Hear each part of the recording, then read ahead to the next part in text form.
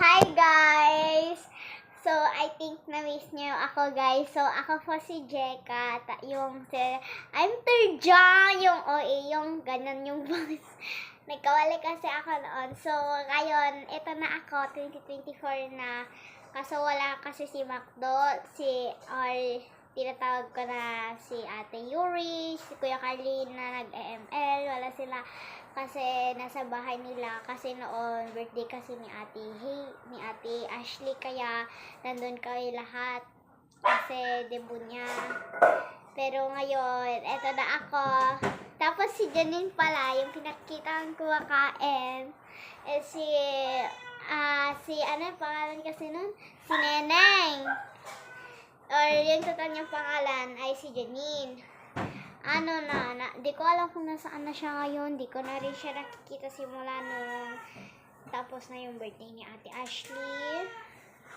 So, i-update ko na lang kayo guys kung darating si Kuya Carly or si Ate Yuri or yung si Macdo, ako si Terjang, or yung pangalan ko po ay si Jeka May.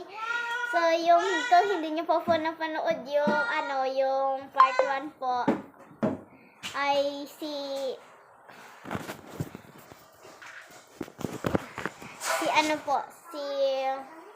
yung video po na part 1 noong birthday na Ate Ashley, matagal na, 2021, 2022, noong doon sa ibang account po, sa Jeka May Vinacap, yun po yung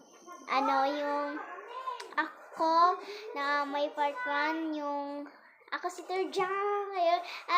OA ko noon kasi grade 4 pa lang ako ngayon, grade 6 na po. I think na-miss niyo po ako so much.